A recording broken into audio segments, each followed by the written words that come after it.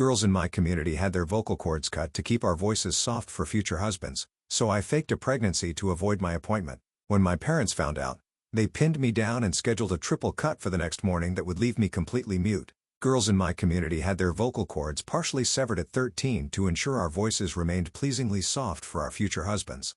The procedure happened in this little straw hut with tools that were never cleaned and was carried out with no anesthetic. My appointment was scheduled 2 weeks after my 14th birthday, and I knew what I was in for after I watched my older sister go through what she did. My parents threw her a celebration dinner the night she had her throat cut. She sat at the table trying to thank them, but only air came out. Blood had soaked through the white gauze wrapped around her throat and dripped onto her dinner plate while she struggled to swallow soup. When I asked, "Did it hurt?" her face went pale and she tried to scream while nodding, but no sound came out, just this horrible wheezing sound as her body shook. 3 weeks after her surgery, she woke up choking on her own blood. The poorly done paper stitches had torn in her sleep. She tried to scream for help but only gurgled and aspirated more blood into her lungs. I found her turning blue on her bedroom floor clawing at her throat. My parents drove her to the same hut she had her procedure, where she had to write "can't breathe" over and over. The doctor finally restitched her throat, during which my sister kept going red and crying from the pain, and she slept sitting up for months afterward, terrified of drowning in her own blood again. The worst part was when 3 classmates cornered her in the equipment room knowing she couldn't scream. She came out 20 minutes later with bruises and torn clothes, but no one believed her frantic written account, not even our parents. She ended up taking her own life 8 months after her procedure. She left a note saying she felt like she was buried alive in her own body. At the funeral, my mother gave this speech about how my sister was too sensitive and should have embraced her feminine silence like the other girls. All the cut women stood there nodding in agreement, their husbands' hands on their shoulders like they were holding down ghosts. I stood in the back row wondering when my own appointment would be. And now, it was here. 1 week before it happened, we were having a family barbecue when I spotted my only potential escape, Rashad. He was back from college and the son of a good family friend. He was 19 but had been eyeing me ever since I started maturing. I waited until he'd had 3 beers, then went up to him and started brushing his arm and talking to him like he was the man of my dreams. We ended up leaving for his place where we slept together. It was my first time, far from magical like I thought it would be. I felt disgusting and humiliated afterwards, but it had to be done. 2 days later, I took a pregnancy test and showed it to my mother. Rashad had worn a rubber, but the 2 lines still showed up because I'd stolen the test from one of the girls in school who used the same trick. Once my mother saw that I was, her face lit up. She called an emergency family meeting that night where everyone agreed Rashad, who was too hammered to remember he wore a rubber, would be an amazing father and that my vocal surgery would have to wait until after the baby. I remember celebrating on the inside. My plan was working, and this was only phase 1. You see, my fake morning sickness gave me freedom to leave the house for prenatal appointments that were really meetings with my cut classmates. I recorded testimonies on my phone and hid them in deep folders. The cut girls wrote what they wished they could say while uncut girls described waiting for their turn. I knew I only had a few weeks before my parents would get suspicious about the baby, so I had to move fast. And that's why everything fell apart. I was careless and left the house in the evening when I knew my mother was also out somewhere. And because the universe is twisted, she caught me with the other girls. I didn't know it then, but when I came home, I sure as hell found out. The first thing my dad did was pin me down onto the kitchen floor. I tried protesting and asking what was going on. And that's when my mother started pressing and stomping on my bladder until I wet myself. She used that to get the results of another pregnancy test. Of course, this one came back negative, and my parents absolutely freaked out. They sat me down on the couch, pulled out my phone, started going through it, and called Rashad's parents. I ended up bruised quite heavily. And that night there was another emergency meeting. This time about how I had deceived everyone and how poor Rashad thought he was becoming a father. They made me apologize to him.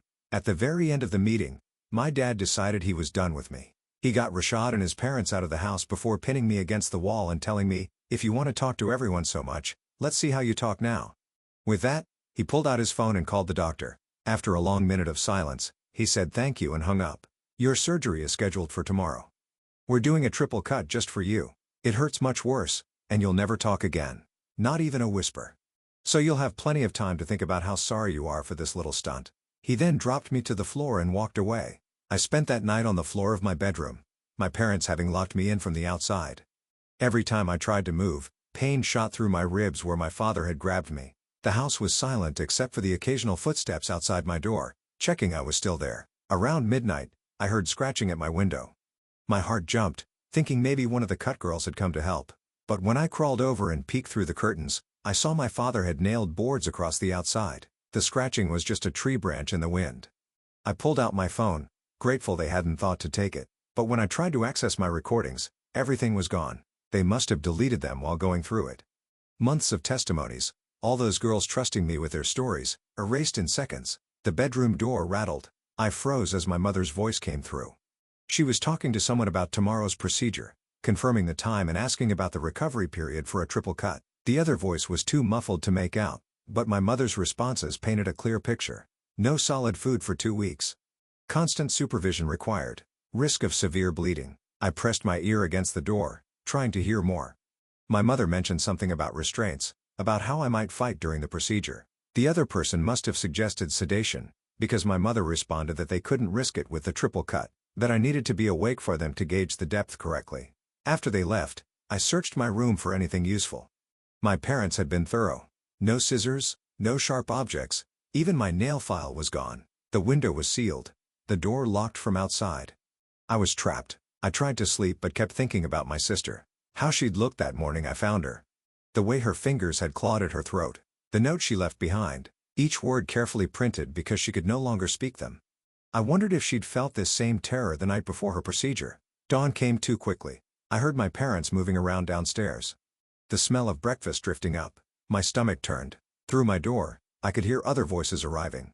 Extended family, here to ensure I went through with it. The lock clicked. My father stood in the doorway with 2 of my uncles behind him.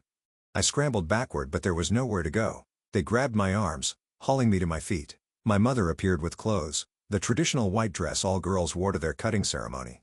I tried to pull away but my uncle's grips were iron. They held me while my mother stripped off my pajamas and forced the dress over my head. It was my sister's dress, still faintly stained despite multiple washings. My mother noticed me staring at the stains and smiled coldly. Downstairs, more family had gathered. Aunts, cousins, all watching as I was marched through the house. Some of the cut women wouldn't meet my eyes. Others nodded approvingly. My grandmother sat in her chair, her own throat bearing the thick scar from her childhood procedure. They'd brought zip ties. My father bound my wrists in front of me while my uncles held my shoulders. The plastic cut into my skin when I tested them. No one spoke to me directly, discussing my transport and the procedure timeline as if I wasn't there. Outside, 3 cars waited. They weren't taking any chances on me escaping during the drive. I was put in the middle vehicle with an uncle on each side. My parents took the lead car while other relatives followed behind. The drive to the hut took 20 minutes. I watched familiar streets pass by, knowing this might be the last time I'd see them as myself. Once the triple cut was done, once my voice was completely gone, I'd be someone else, something else. We passed the school where I'd collected testimonies. Some of my classmates were walking to morning lessons, their voices carrying on the wind. A few cut girls moved silently among them, shadows of who they used to be. One looked up as our convoy passed, her eyes widening when she saw me in the white dress. The hut appeared through the trees, exactly as I remembered from bringing my sister here. Same thatched roof, same rough wooden door. Smoke rose from a hole in the roof where they sterilized the cutting tools over open flame. My legs gave out when I saw it. My uncles dragged me the rest of the way, my feet scraping in the dirt. Inside, the doctor was already waiting. He was an old man with steady hands and cold eyes, the same one who'd cut my sister, my mother, my grandmother. The table was ready. Leather straps hung from its sides, worn smooth from years of use. The cutting tools lay on a cloth nearby, their edges gleaming. I could see the 3 different blades he'd used for the triple cut, each one designed to sever different parts of the vocal cords. My uncles lifted me onto the table. I thrashed, but they were too strong. The leather straps went around my arms, my legs, my waist. A final strap went across my forehead, holding it back to expose my throat. I could only move my eyes now. The doctor approached with the first blade. No greeting, no words of comfort. This was just another procedure to him, another girl to silence. He pressed fingers against my throat, feeling for the right spot. That's when we heard the commotion outside. Voices raised in argument, car doors slamming. My father went to check, irritation clear on his face. Through the doorway, I could see several cars had arrived. Parents were getting out, and with them, their daughters, cut girls, all wearing their school uniforms. One of the mothers was shouting at my father, waving papers in his face. More families kept arriving. Soon there were at least 15 cars crowding the small clearing. The cut girls stood together in a group, their silence more powerful than any words. My father tried to push past them, but the mothers blocked his way. They kept showing him papers, documents of some kind. I strained against the straps, trying to see better. The doctor had paused, blade still in hand, watching the scene outside. Then I saw her. Catherine, one of the first girls I'd interviewed. She was holding something, showing it to the other parents. A phone. My phone. But how? My parents had deleted everything. The arguing intensified. Some of the fathers were now involved, voices rising. My uncles left their post to join the confrontation. Only my mother remained inside with the doctor and me, her face growing paler by the minute. Catherine's mother pushed through the crowd, heading straight for the hut. My mother tried to block the doorway, but more parents followed. Soon the small space was packed with bodies. The doctor stepped back, clearly unsure what was happening. Catherine held up the phone, and I heard my own voice playing from its speaker. The recordings. Somehow the recordings were playing. Not just my voice, but the testimonies. Girl after girl describing their procedures, their complications, their assaults. The cut girls in the crowd stood straighter with each word. Their parents' faces changing from anger to horror. My mother lunged for the phone, but Catherine's mother caught her wrist. Other parents were pulling out their own phones now, recording the confrontation. The doctor tried to leave, but found his path blocked by fathers who suddenly seemed to see him differently. On the table, I could only watch as my months of work finally found its audience. Not in the way I'd planned, but here, at the very moment they'd tried to silence me forever. The recordings kept playing. Testimony after testimony. Some parents were crying. Others were shouting at my father, at the doctor, at the tradition itself. Catherine's mother approached the table and began undoing my straps. My mother protested, but was held back by other women. As each strap came loose, I felt possibility returning. The head strap came off last, and I sat up, my throat untouched. The hut erupted into chaos. Parents were demanding answers from the doctor, who was backing toward the door. My father was shouting about tradition, about respect, about feminine virtue. But his words were drowned out by the testimonies still playing, by the voices of girls who'd found a way to speak despite their silence. I slid off the table on shaking legs. Catherine caught my arm, steadying me. She made a sign I didn't recognize, but her translated. She'd saved everything to cloud storage the day I'd shown her the recordings. When she saw our convoy passing the school, she'd known what was happening. The confrontation moved outside as more cars arrived. Word was spreading through the community. Parents who'd never questioned the tradition were hearing their daughters' stories for the first time. The cut girls stood together, no longer isolated in their silence. My father tried to grab me but found his path blocked by a wall of mothers. My own mother stood frozen, watching her perfect world crumble. The doctor had disappeared, his tools abandoned on the bloody table. As the sun climbed higher, the clearing around the hut filled with families. The recordings had finished playing, but the conversations continued. Parents apologizing to their daughters, cut girls signing frantically to each other, finally able to share their experiences openly. I stood in the center of it all, still wearing my sister's stained dress, throat intact. The triple-cut blade lay forgotten in the dirt, its edge clean. Around me, voices rose not in anger now, but in determination. The tradition that had silenced generations was facing its own judgment, but I knew this was just the beginning. My father's eyes still burned with rage. The doctor was still out there, and there were other communities, other huts, other girls waiting for their appointments. The real fight was just starting. The crowd outside the hut grew larger as more families arrived. My father pushed through the mothers blocking his path, his face red with fury. He grabbed my arm and yanked me toward our car, but Catherine's mother stepped between us. Other women formed a protective circle around me while their daughters watched from behind, some crying, others signing frantically to each other. My father's hand tightened on my wrist until I winced. He pulled harder, dragging me a few steps before three fathers from the crowd intervened. They spoke to him in low, urgent tones while gesturing at the abandoned hut. The doctor's tools still lay inside, and several parents had begun photographing them with their phones. Catherine approached with her mother and handed me a jacket to cover the white dress. Her fingers moved in quick signs that her mother translated. She explained that she'd uploaded the recordings to multiple cloud accounts the moment I'd shown them to her.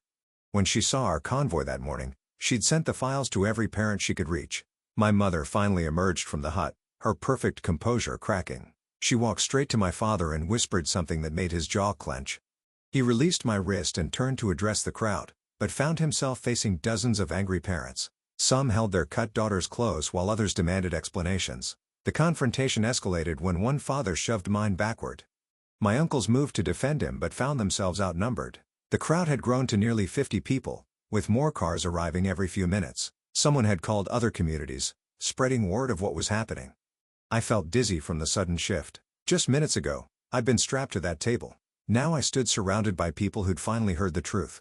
But my father's expression told me this wasn't over. He retreated to his car with my mother and uncles, their eyes never leaving me. Catherine's offered to drive me somewhere safe, but I shook my head. Running would only delay the inevitable. My father would find me, and the punishment would be worse. Instead, I asked her to gather the other girls who'd shared their testimonies. We needed to plan our next move. The crowd began to disperse as parents took their daughters home. Some families argued in the parking area while others left in tense silence. The cut girls signed to each other before being led away, their eyes holding a new kind of hope. The hut stood empty, its door hanging open like a wound. Catherine and 5 other girls stayed behind with their mothers. We formed a small circle away from the remaining cars. The mothers listened as I explained how I'd gathered the testimonies and why I'd tried the fake pregnancy scheme. Their faces showed a mix of admiration and concern. One mother suggested going to the authorities, but others quickly shut down that idea. Our community handled its own problems. Outside interference would only make things worse. Another proposed confronting the village elders, but we all knew they supported the tradition. They'd been the ones to bring the doctor here decades ago. As we debated options, my phone buzzed with a message from my mother. She demanded I come home immediately. My father was waiting. The other girls saw my face pale and moved closer, forming a protective huddle. Their mothers exchanged worried glances. Catherine's mother drove me home, insisting on coming inside. 3 other mothers followed in their cars.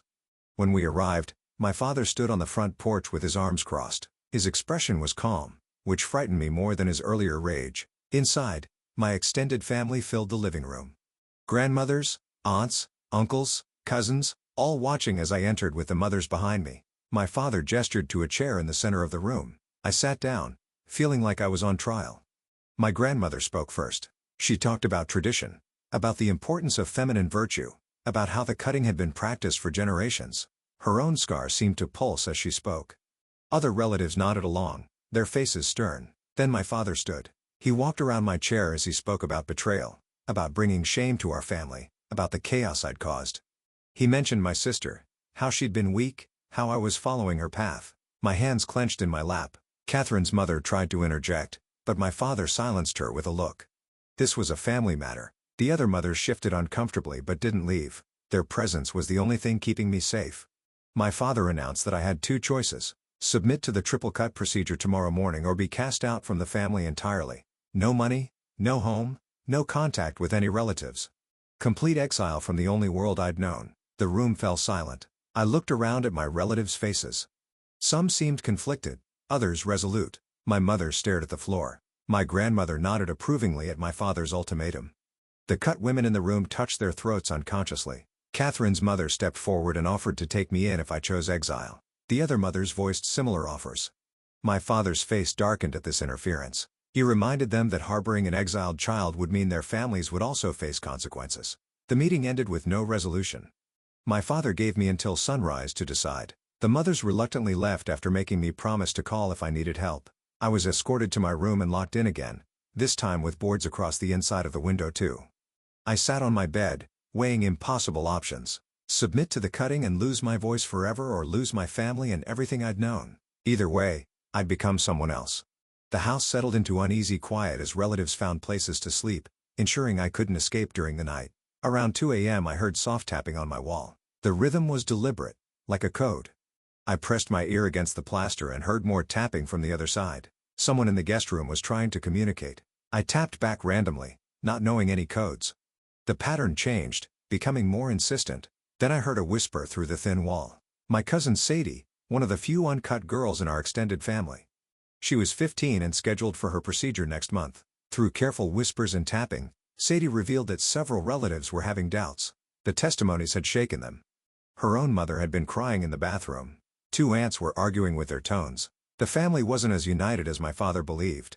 Sadie had overheard my uncles discussing plans to ensure I couldn't escape.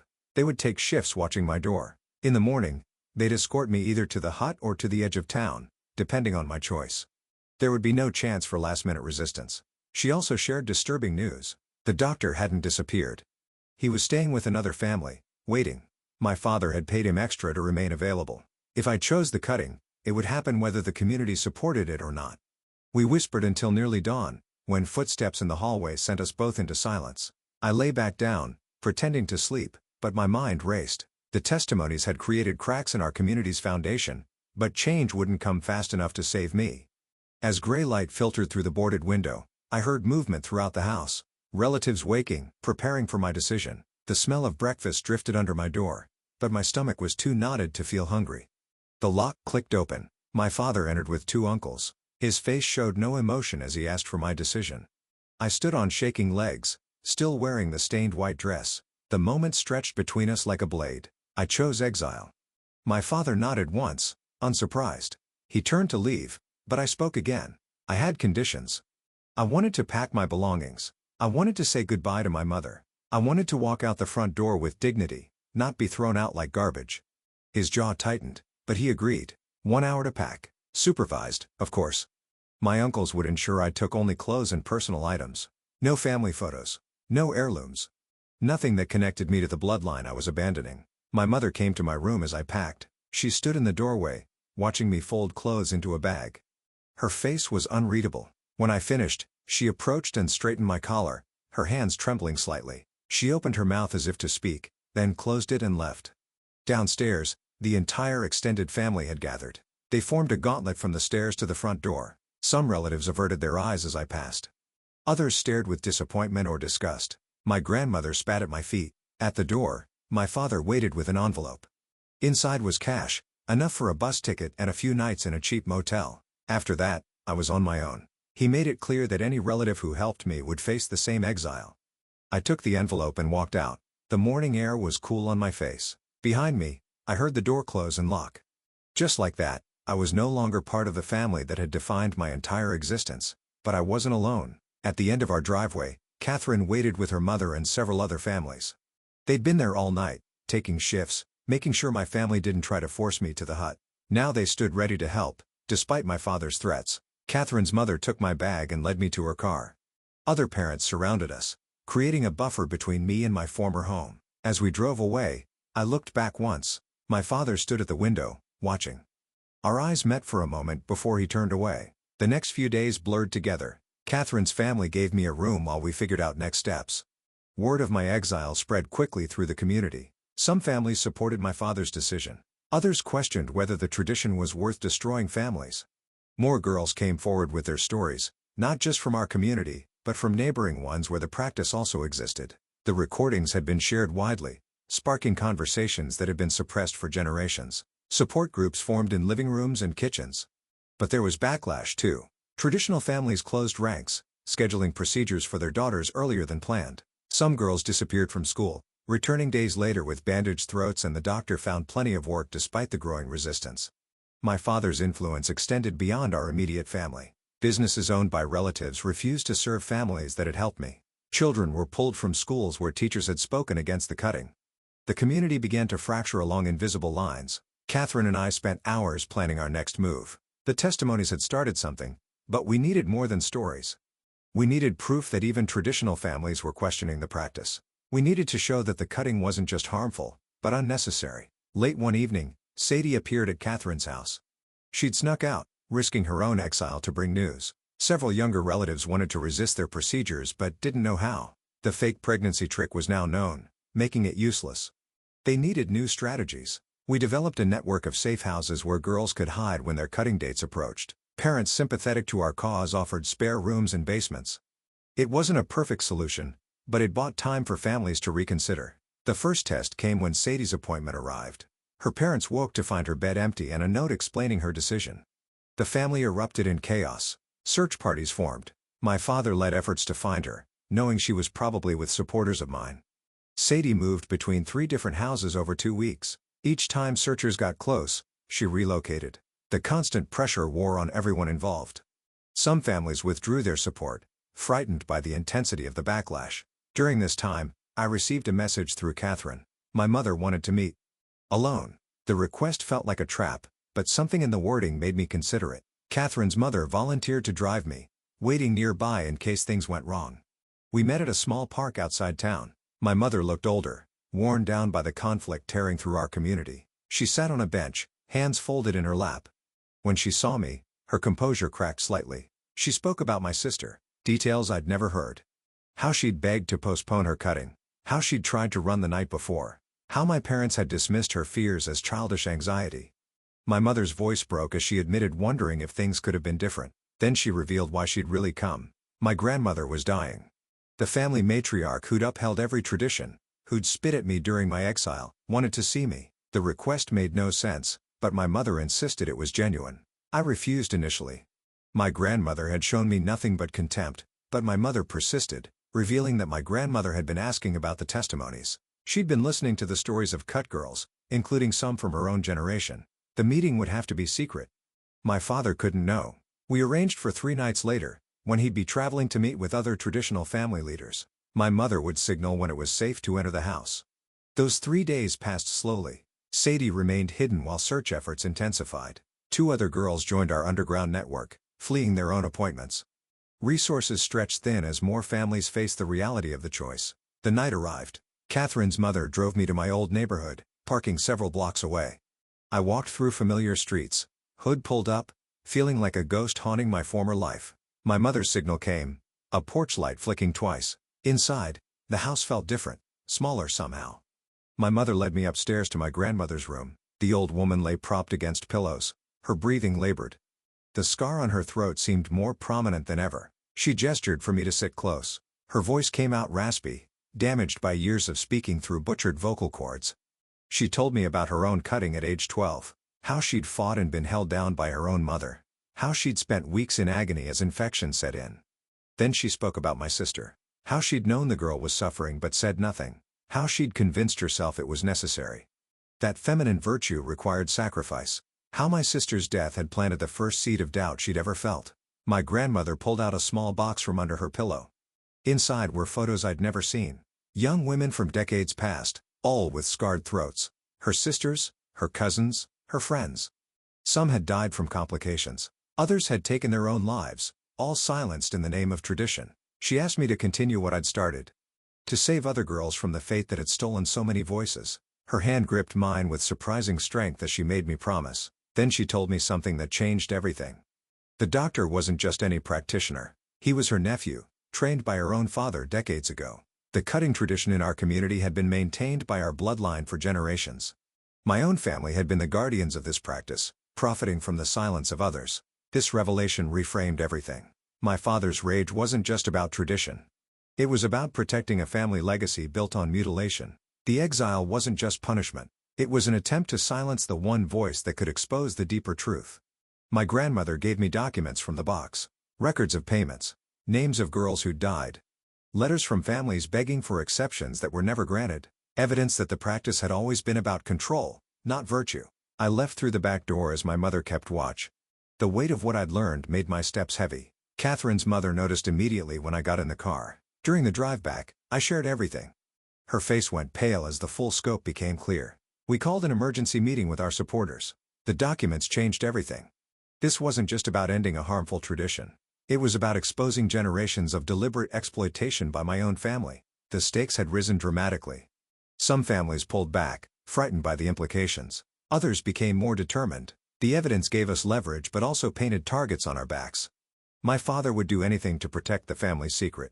Over the following days, we carefully documented everything. Copies were made and distributed to trusted allies. Catherine's mother, who worked at a local clinic, verified the medical details in the records. The pattern of deaths and complications was undeniable. Sadie's situation grew desperate. Her parents had offered a reward for information about her whereabouts. Someone talked. She had to flee in the middle of the night as searchers surrounded the safe house.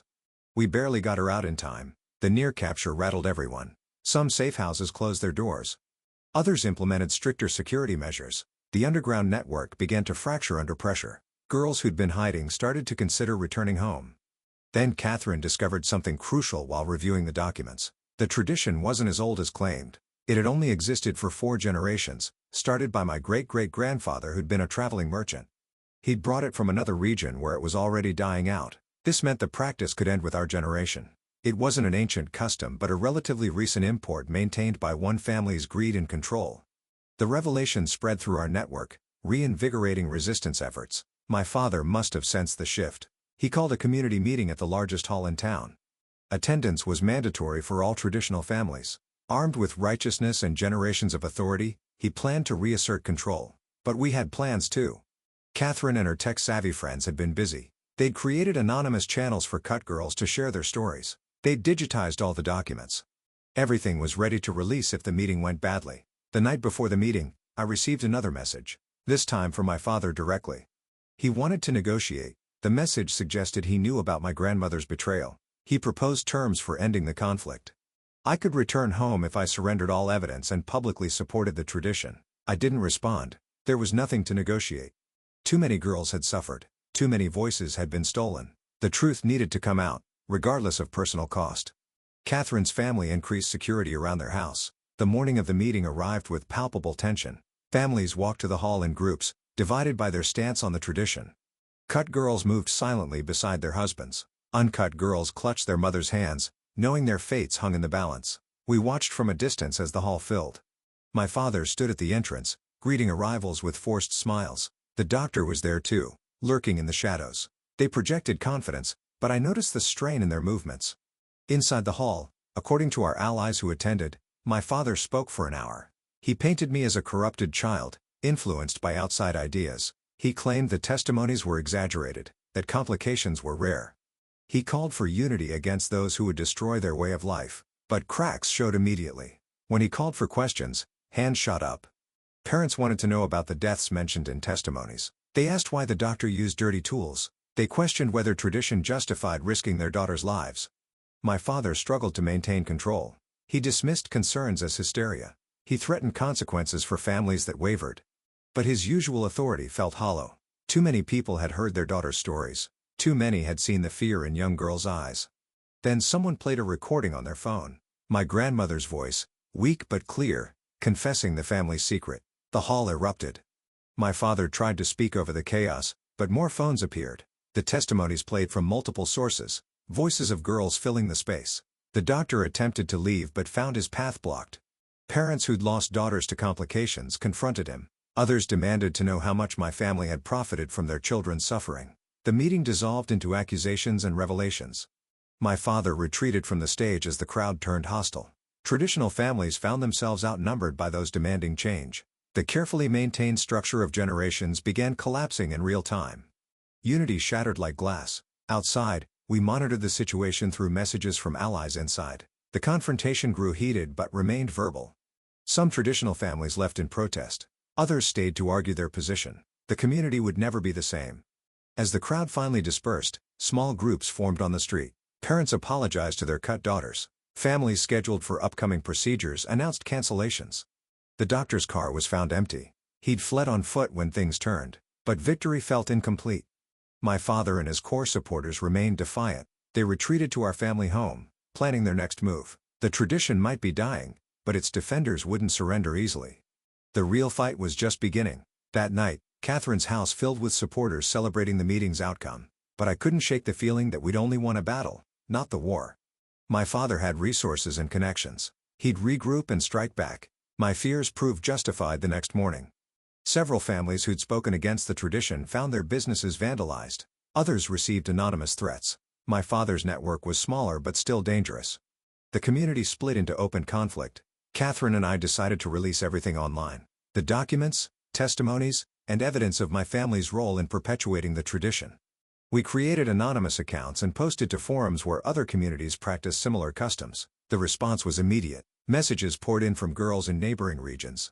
They shared their own stories and asked for advice on resistance. Parents who'd been questioning the practice found courage in our community's rebellion.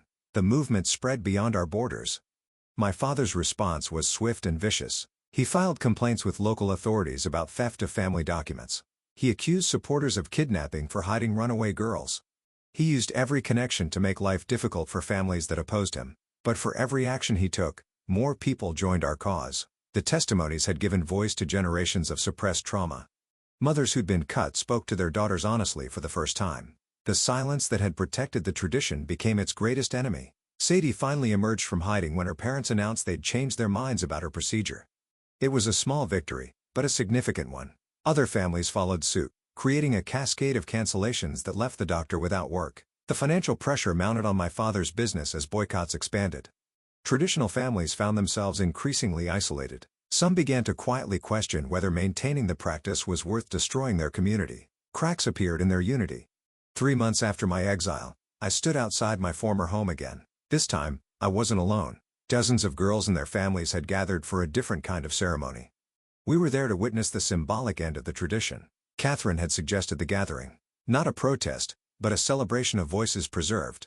Cut girls would speak through sign language while uncut girls sang songs that had been forbidden. It was a reclaiming of what had been stolen for generations. My father watched from his window as the crowd grew. He'd lost support even among his brothers. My uncles had daughters too, and the testimonies had made them reconsider. The family that had maintained the tradition for 4 generations was fracturing. As the sun set, candles were lit for girls who'd died from complications, for those who'd taken their own lives, for my sister, whose death had sparked my resistance. The flames flickered like the voices that had been silenced. Then something unexpected happened. My mother appeared at the front door. She walked through the crowd to where I stood, her face streaked with tears. In her hands was my grandmother's box of documents, and something else, a thick envelope. Inside were records going back even further, payment ledgers, names of families who'd tried to resist and been punished, evidence that the tradition had always been about profit and control, never about virtue or protection. My mother had spent months gathering it all. She spoke publicly for the first time about her own cutting, the infection that nearly unalived her, the years of pain when swallowing, the children she'd lost because she couldn't cry out during complicated births. Her voice, damaged but determined, carried across the gathering. One by one, other cut women stepped forward. They signed their stories while daughters translated. The gathering became a testimony to survival and resistance. Even some traditional families listened from their porches, unable to ignore the collective pain. As darkness fell, we dispersed peacefully. The symbolic ceremony had achieved something protests couldn't. It had shown that the community could unite around healing rather than tradition. The path forward wouldn't be easy, but it was finally visible. In the following weeks, more families abandoned the practice. The doctor never returned. His tools eventually burned in a bonfire attended by hundreds. My father's influence waned as his business failed and allies distanced themselves. Catherine's family helped me apply for educational programs in the city. Other exiled girls received similar support. We would leave not as outcasts, but as pioneers, carrying our stories to places where they could inspire further change. The night before I left, my father appeared at Catherine's door. He looked diminished, aged by the collapse of everything he'd built. He didn't apologize or ask for forgiveness. He simply handed me a letter and walked away. I opened it later, alone. Inside was the deed to my grandmother's house and a brief note. The family legacy was mine to reshape or destroy. He was leaving town, unable to bear the shame of his failure. The guardian of tradition had been defeated by the voices he'd tried to silence. As my bus pulled away from the only home I'd known, I thought about my sister. Her sacrifice hadn't been in vain. The tradition that had unalived her was dying too. Other communities were questioning their practices. The ripples of resistance spread further each day. Catherine waved from the platform, already planning the next phase of our movement. We had contacts in 3 neighboring regions where similar traditions existed. The testimonies would travel. The resistance would grow. No more girls would be silenced. The cutting tradition had thrived in darkness and silence. But we'd learned that voices, once raised together, were impossible to stop. My exile had become my liberation. My family's legacy of harm would end with me. As the familiar landscape faded behind me, I touched my throat, intact, whole. Ready to speak for those who couldn't. The real work was just beginning. But for the first time in generations, girls in my community could face their futures with voices preserved. The bus station parking lot was empty when Catherine's mother dropped me off. She pressed extra money into my hand despite my protests, then drove away quickly. I stood there with my single bag, watching other passengers arrive for the morning departure. My phone buzzed with messages from girls in the network. 3 more had gone into hiding overnight. Their parents had moved up cutting dates after hearing about the gathering. I typed quick responses, connecting them with safe houses, but my attention kept drifting to movement across the street. A familiar car sat parked near the corner. My uncle's. He'd been watching the bus station, probably on my father's orders. I ducked behind a pillar and waited. 20 minutes passed before he finally drove away, likely assuming I'd already left. The bus arrived late. I found a seat near the back and settled in for the 6-hour journey to the city. Other passengers chatted around me while I reviewed apartment listings Catherine had sent. Most were beyond my budget, even with the money from selling my grandmother's jewelry. Halfway through the trip, we stopped at a roadside station. I stepped out to stretch and immediately spotted another familiar face, my cousin Marcus, one of my father's most loyal supporters. He stood by the vending machines, pretending to make a selection while watching me. I walked calmly to the restroom and locked myself in a stall. My hands shook as I texted Catherine. She responded immediately with a plan. Her friend lived in the next town over and could pick me up back on the bus. I kept my head down and watched Marcus through the window. He was on his phone, probably reporting my location. When we reached the next stop, I grabbed my bag and slipped off with a group of other passengers. Catherine's friend waited in a hit-up sedan. We drove back roads for an hour before she dropped me at a different bus station. This time, I bought a ticket to a completely different city, doubling back on my planned route. The second bus was nearly empty. I dozed fitfully, waking each time we stopped to scan for familiar faces. By evening, I'd reached the city limits. The skyline looked impossibly large after a lifetime in our small community. The address Catherine had given me led to a rundown building near the University District. The landlady, a friend of Catherine's aunt, showed me a tiny studio apartment. Peeling paint, water stains on the ceiling, but it had a working lock and was far from anyone who knew my name. I paid 2 weeks up front and collapsed on the thin mattress. Messages continued flooding my phone. The network was growing. Girls from communities I'd never heard of were reaching out, sharing their own stories of resistance. The next morning brought new challenges. The educational program Catherine had mentioned required documentation I didn't have. My father had kept all important papers locked away. Without transcripts or identification beyond my basic ID, enrollment seemed impossible. I spent hours at the program office explaining my situation to increasingly sympathetic staff. They'd never encountered someone fleeing forced vocal cord cutting, but they recognized desperation. A counselor made calls, pulled strings, found loopholes in admission requirements. While waiting for approval, I found work at a restaurant near campus. The manager didn't ask questions about my lack of references. I washed dishes for 10 hours straight, my hands raw from industrial soap, grateful for the mindless labor that kept darker thoughts at bay. 2 weeks passed in this routine. Work, sleep, check messages from the network, repeat. Catherine visited once, bringing news from home. More families had abandoned the tradition. My father's business had closed. The doctor hadn't been seen in months, but there were setbacks too. 3 girls had been forcibly cut after their hiding places were discovered. One developed severe complications. Her parents, who'd supported the tradition, now faced their daughter's permanent disability. The irony was bitter. My phone rang during a shift. Unknown number. I almost ignored it, but something made me answer. My mother's voice came through, barely audible over the kitchen noise. She spoke quickly, urgently. My father had left town, destination unknown. She wanted to send my documents. I gave her the restaurant's address, not trusting her with my apartment location. The package arrived 3 days later. Birth certificate, school records, medical files, everything I needed for the program, plus something unexpected. Photos of my sister I'd never seen. The educational program accepted me for the spring semester. Basic courses to complete my interrupted schooling, then vocational training. The counselor helped me apply for financial aid, warning that it would only cover tuition. Living expenses remained my problem. I picked up extra shifts, sometimes working 16-hour days. My body ached constantly, but each paycheck meant another month of rent secured. Other exiled girls reached out, some considering similar escapes. I shared what I'd learned about survival in the city. Catherine called with disturbing news. My father had been spotted in a neighboring community where the cutting tradition was stronger. He was meeting with their leaders, possibly trying to establish himself there. The man who'd lost everything still clung to his beliefs. A month into city life, I encountered unexpected resistance. The restaurant owner's wife discovered my background through community gossip that had somehow traveled here. She demanded her husband fire me, claiming I brought shame to their establishment. He refused, but the atmosphere grew tense. Other workers whispered when I passed. Someone left anonymous notes in my locker, suggesting I'd polluted myself to avoid tradition. I kept working, needing the money too desperately to quit. The network continued expanding. We created a simple website with resources for girls seeking escape. Safe house locations, transportation help, job listings in distant cities. Traffic grew daily as word spread through hidden channels. My studies began amid this chaos. Sitting in classrooms with students who'd never feared for their voices felt surreal. They complained about homework while I treasured each assignment. Education meant possibilities beyond dishwashing and hiding. 3 months after arriving, I received an unexpected visitor. Sadie appeared at my apartment door, eyes red from crying. Her parents had tried to force her into cutting after all. She'd escaped through a bathroom window, hitchhiked to the city with only the clothes on her back. I gave her my bed and slept on the floor. The next morning, we went through the same process I'd navigated. Restaurant job, program enrollment, finding resources. The cycle repeated as more girls followed the path we'd carved.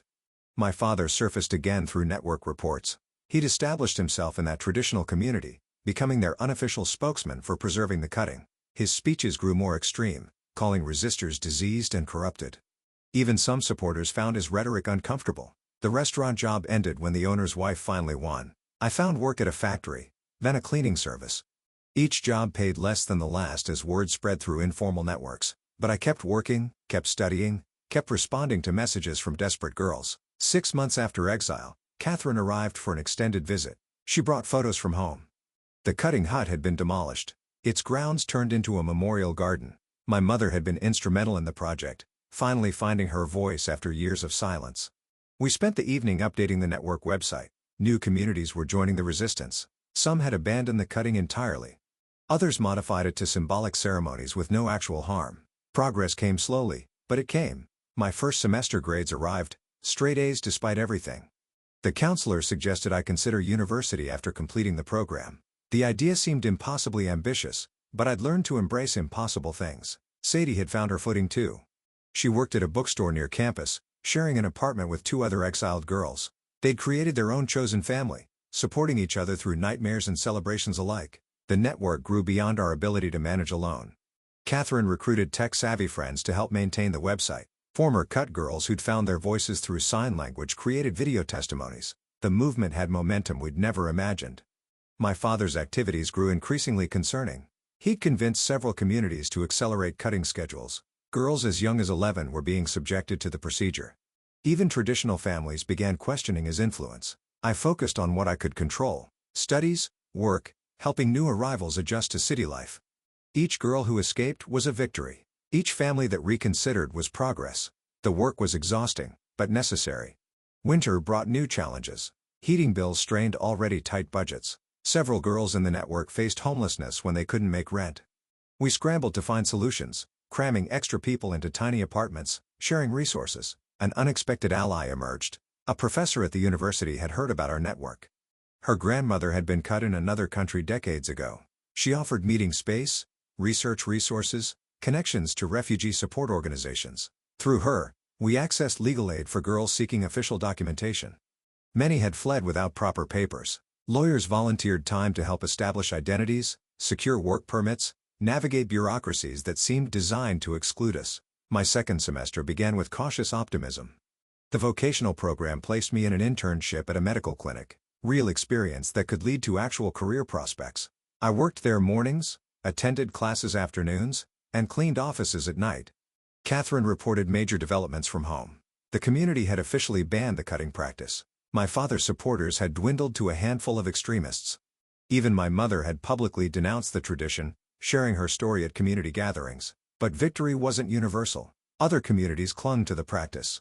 Girls still disappeared from schools, returning voiceless. The network received desperate messages daily. We saved who we could, mourned those we couldn't reach. My father made one last attempt at relevance. He published a manifesto defending the cutting tradition, filled with conspiracy theories about outside corruption. Most dismissed it as the ravings of a bitter man, but it found audience among extremists. I ignored his words, focusing on final exams. The internship had offered me part-time employment after graduation. Not much, but enough to leave the cleaning job. Each step forward felt monumental after starting with nothing. Sadie graduated from her program first. She'd studied early childhood education, determined to teach young girls their voices mattered. Her job placement was in another city, but we celebrated before she left. Another success story for the network. The website traffic had grown exponentially. Girls from countries we'd never heard of reached out. The cutting tradition existed in various forms worldwide. Our small resistance had connected to something larger. Change was possible. My graduation day arrived with little fanfare. Catherine and her mother attended, along with several girls from the network. We gathered at my tiny apartment afterward, sharing cheap food and cheaper wine. Survivors celebrating survival. The medical clinic job provided stability I'd never known. Regular hours, decent pay, health insurance. I moved to a better apartment, one without water stains and broken locks. Small luxuries that felt like miracles. More girls arrived monthly, following the path we'd established. The network had grown into an informal underground railroad. Safe houses, transportation networks, job connections, educational opportunities. We'd built what we'd needed to survive. My father faded into irrelevance. Reports placed him in increasingly remote communities, preaching to dwindling audiences. The tradition he'd unalive for was dying. Not fast enough, but dying nonetheless. His legacy was its destruction. 2 years after exile, I stood before a classroom of nursing students. The professor had invited me to speak about cultural medical practices. I touched my throat, still whole, and began sharing my story. Their faces showed the same horror I'd once felt. After the lecture, several students approached with questions. One revealed her own community-practiced female circumcision. Another spoke of foot binding in her grandmother's generation. The cutting of voices was just one tradition among many that needed to end. The network had evolved into a formal organization. Catherine ran it full-time, funded by small donations and grants. We'd helped over 300 girls escape various harmful traditions, each success built on previous ones. My mother visited for my birthday. We met at a neutral restaurant, still rebuilding trust. She brought photos of the memorial garden where the cutting hut once stood. Flowers grew where blood had soaked the ground. Beauty from horror. She revealed that my father had tried contacting her. He was sick, possibly dying, wanting forgiveness. She'd refused to tell him my location. The man who'd tried to steal my voice would die never hearing it again. Justice came in many forms. I returned to my apartment that night feeling oddly empty. The urgency of survival had given way to something harder to define. Purpose beyond mere existence. The network provided that, but I wanted more. Maybe university wasn't so impossible. Catherine called with news. A documentary filmmaker wanted to feature our story. We declined immediately. The work continued best in shadows. Too much attention would drive the practice deeper underground, making girls harder to help. Instead, we focused on expanding support services, job training programs, counseling resources, educational scholarships, moving beyond emergency response to long-term empowerment. Each girl who built a new life proved the tradition's lies about feminine worth. My nursing degree acceptance letter arrived on the anniversary of my exile. 3 years of prerequisite courses while working full-time had paid off. The girl who'd fled with nothing would become a medical professional. My sister would have been proud. The network thrived without my constant involvement. New leaders emerged, bringing fresh ideas and energy. The movement had grown beyond any individual story. Collective voices proved more powerful than any tradition's attempts to silence them. I packed my life into boxes again, preparing for university. This time by choice, not desperation. The apartment that had been refuge became just a place I'd lived. Growth meant leaving safety behind, but I'd learned to embrace uncertainty. My last shift at the clinic ended with unexpected tears. Colleagues who'd become friends gathered to wish me well. They'd hired another network girl to replace me. The cycle of support continued, each success enabling the next. Catherine drove me to university housing. We sat in her car, remembering that first terrifying ride away from everything we'd known. The scared girl in the stained dress had become someone neither of us could have imagined. She handed me a gift before leaving. Inside was a photo album documenting the network's growth. Hundreds of faces, all girls who'd kept their voices. My story had become their story, woven into something larger than any individual thread. That night in my dorm room, I opened my anatomy textbook. The chapter on vocal cords made me pause. Such small, delicate structures that meant everything. I traced the diagrams, grateful for the voice I'd fought to keep. My phone buzzed with a message from a new girl seeking help. I forwarded it to the network, trusting others to guide her as I'd been guided. The work continued whether I was there or not. Systems we'd built from desperation had become institutions of hope. I thought of my father, alone with his bitter beliefs. My mother, finding redemption in garden soil. My sister, whose death had sparked everything. The tradition that had defined generations was ending, one saved voice at a time. Outside my window, other students laughed and talked freely. They'd never known the fear of forced silence. I envied their innocence while being grateful for my scars. Survival had taught me things no classroom could. Tomorrow would bring new challenges. Anatomy lectures, clinical rotations, building a life beyond mere escape. But tonight, I simply existed in the space between what was and what could be. A girl with a voice, preparing to heal others. The cutting tradition would persist in pockets, defended by men like my father who confused control with virtue. But for every girl silenced, more would resist. The network would catch them, guide them, help them build lives of their own choosing. I closed my textbook and prepared for bed. In the morning, I'd begin the next phase of an impossible journey, from voiceless victim to healer of bodies. My grandmother's legacy of harm transformed into one of healing.